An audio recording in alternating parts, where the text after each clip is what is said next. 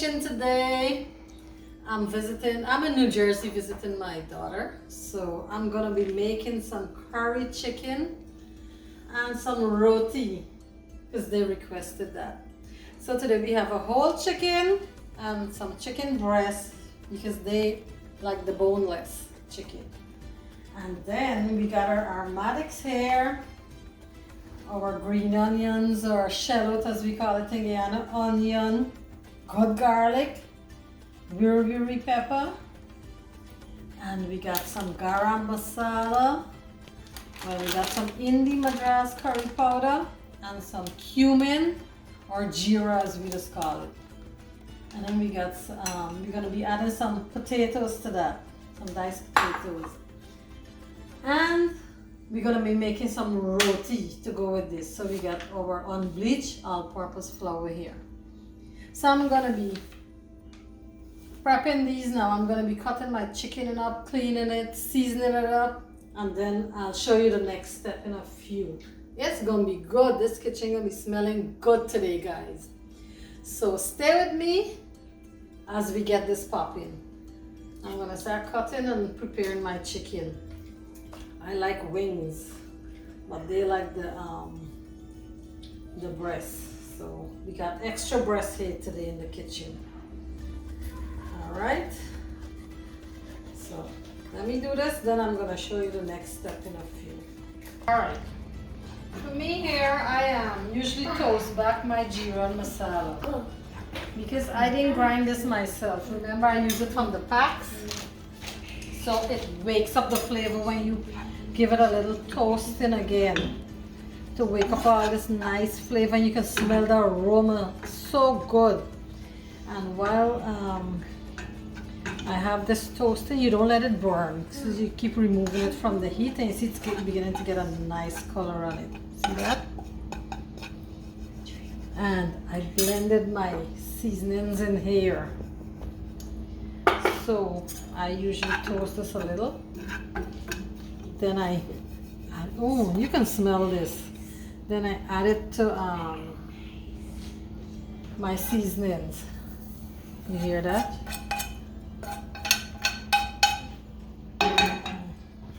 And I season some of the green seasoning, a little bit of the masala and stuff. I season up the chicken with that. Then now this I'm gonna make my paste. So I usually add this and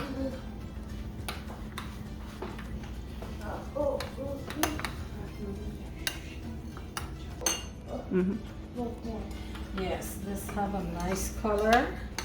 And I usually don't blend my pepper. This way I can control the heat in the pot. I cook it in the curry and burst it in the pot. Then I add my curry powder. We have a good amount of chicken here, so we're gonna add a good amount of curry powder. Make this into a nice paste.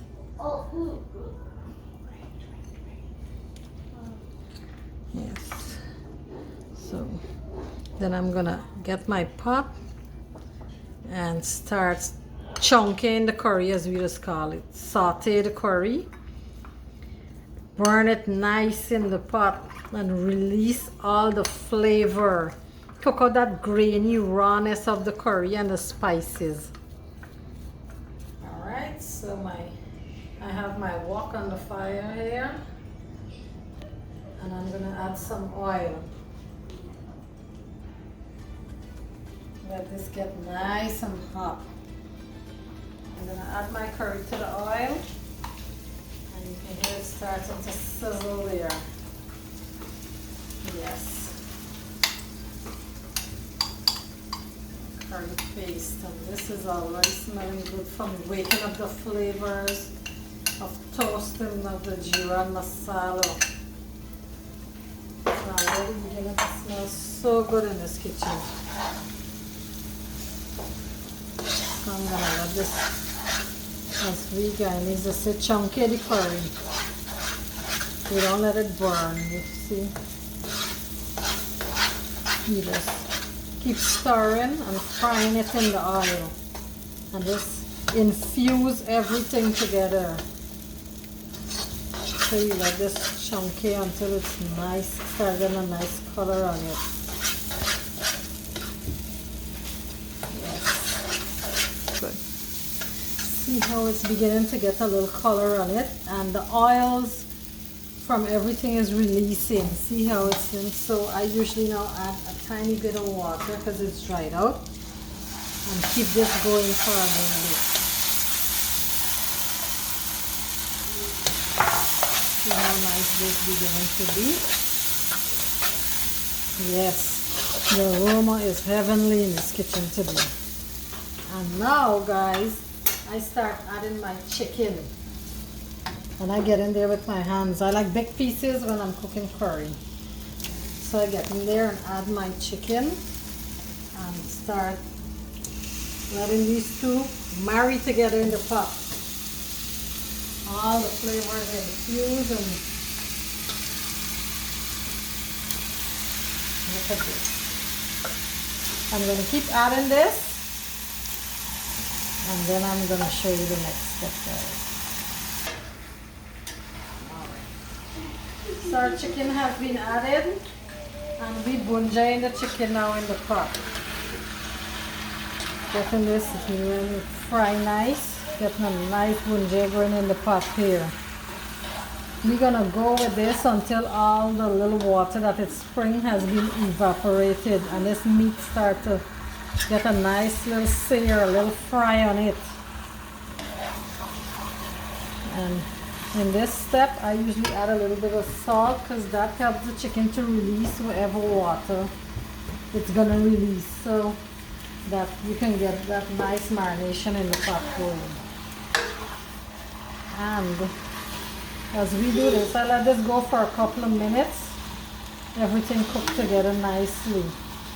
Then I season with a little bit of accent or chicken bouillon, a little bit of black pepper, enough salt to taste. And you get this curry banging in this kitchen, guys. It smells so good. We can be eating good today. Good today.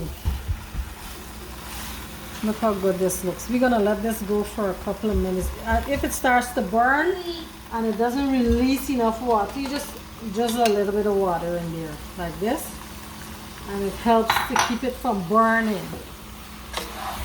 Okay, I have been bunjaiing this for a couple of minutes, and it looks really good now. Look at this. This looks delicious. See how nice. I did add a little water so that it could keep not from burning. Could keep it from burning. So now I'm gonna add my liquid to cover. Add my potatoes. I usually add my potato and give it a little chunky too. I chunky everything together. Then I add my I'm gonna add the water to cover it and let it simmer until this potato is tender and the chicken is fully cooked. You taste it for your spices and see how spicy. You can add more pepper. Some people like a really spicy curry. But if my grandkids is gonna be eating this, I don't break the pepper now. When it starts cooking, I start breaking the pepper so that I can control the heat in this pot. See how good that look, guys? Now I'm gonna add my liquid to it. And keep adding a little more. I'm gonna add a little more and let this simmer down nicely. We're gonna come back and check on this in a couple of minutes. Look at it. Okay. I've added all my liquid. So now I'm gonna cover this and let it simmer for about 15-20 minutes. You can check it, see when the potato is cooked. Make sure the meat is fully cooked. Test it. Make sure you have enough spices in there, your salt, everything. And I'm gonna show you when this curry is done. I can't wait to eat this, guys. It smells so good. So good in this kitchen. So I put some flour in here. I'm gonna add some baking powder to this. This is enough. I don't add a lot of baking powder to my roti. Get in there and mix this nicely. And I'm gonna add a little bit of shortening. Either shortening or ghee you can add. I don't do a lot of this because remember we're gonna oil this roti. So this is enough. And you mix this in nicely. So we're gonna mix this in. Then we're gonna add some water and form a nice dough. A nice, not hard dough like bread. Not too solid as bread, a little softer dough. Then I'm gonna show you the next step in a minute. Let me get this going. Shortening has been incorporated into the flour. So now I'm gonna start adding some lukewarm water and mixing my dough. Yes. Mix my dough nicely. You have to have enough liquid to make this a nice soft dough, or loy as they call it. The roti. So I'm going to mix this up and knead it up nicely. Then we're going to form them off into little doughs and oil them out. So as we do this, our curry is bubbling on the stove, then smelling. The aroma is heavenly. Guys, you should have been here to taste this with me. I wish. But I'm going to enjoy for you, for everyone. This is what my dough looks like. I did just a little bit of oil, just a tiny bit to keep it from sticking to your hands and the bowl, because you don't want all that flour forming a crust to a dry crust. Next step is that I usually flour my surface and I make my little doughs off. So I make them off and let them rest for about 5 minutes. And then I'm gonna oil them out.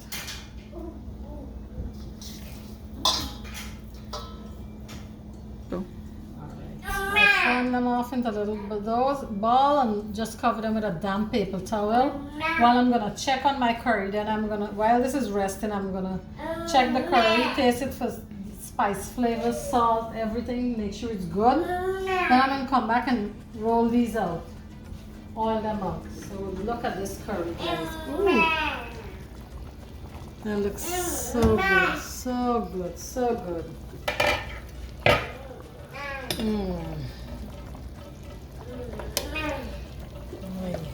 So right now I'm gonna try and break one. The pepper needs to go a little more. I like it to go a little more before I break them, so it bursts nice and easy. This is looking good, guys. Our potatoes are not cooked yet, so we're gonna let this go down for a little bit. I want it to go down because when I'm eating it with roti, I don't like too much of sauce. So this is gonna go down for a little bit. I'm gonna come back, break the pepper, make sure everything, it has enough salt and everything, while I oil out my roti. Alright, so now we're gonna oil, I'm gonna show you how I oil the roti. I just roll them out. You don't have to have them perfectly round. You just scoop some oil and oil them nicely. Then you add a little bit of flour and just give it the layer texture, the nice, so the folds separate. And you cut them and you start rolling them. You tuck the edges in. Flip it over and tuck the other edges in. Add a little bit of oil in the middle there. Flour the bottom and leave it there. So we're gonna finish these up and let them rest for a couple of minutes. Because every time you disturb the flour, you know, you need it to rest for a little so you don't have stiff roti. So I'm gonna let it rest for a little. And then I'm gonna cook them. And the curry has been bubbling away. Look how that curry looks so good and smells so good. The taste profile, that thing is banging, guys. It is delicious, if I must say so myself. The meat is tender. The potato is nice and soft. Yeah, so look at this. The potato. I'm gonna, oopsie, put it on the edge of the pot. And look how tender that is. And I did go ahead and break the peppers, so it's nice. I tasted it for salt and spices. This is good. So this is curry is finished. We can let it go dry down as much as you want, or if you need sauce to eat with rice or anything. I think I'm gonna leave it this way. That way, if we want a little rice to go with it later, we can do that. So I usually turn it off and add a little bit of shallot or green onions on top, just to put a little bit and let it. This is to make it look so good, so beautiful. I cover this and let that rest while I cook my roti. Alrighty, I already finished the curry, and I'm gonna show you the last roti. I made the rest, so this is how we turn it on a flour surface. Make sure you have enough flour so it does not stick to the surface. And you lightly roll, you don't press deep, so you can get the edges nice and thin, because we don't want that thick raw edges on our roti. So roll our roti out, and our tower is nice and hot, not too over hot, but I did go ahead, I oiled it so the roti does not stick. We add this on the pan, and I start letting it cook for a minute before I start drizzling my oil around and oiling the edges. Make sure you get the edges so you don't have that raw floury edges. And this is how it looks. You brush with oil lightly and you turn your roti.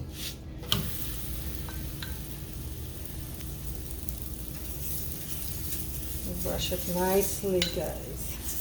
So just to keep it moist from getting that dry roti. I want no dry, hard flying sauces, as Daddy used to say.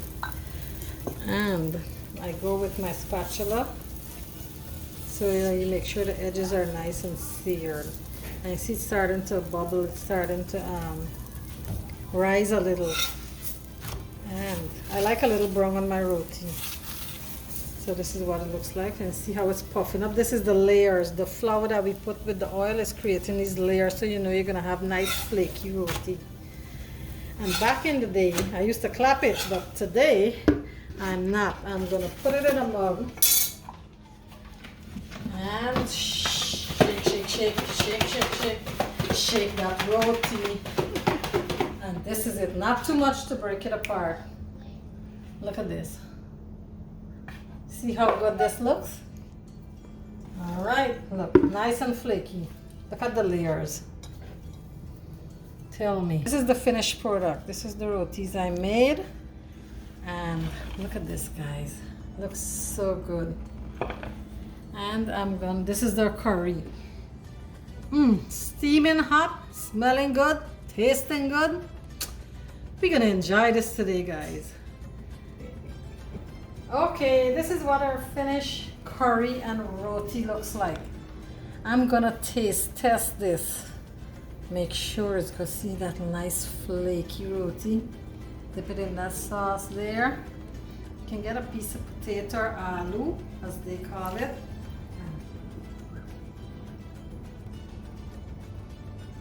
This is banging, guys.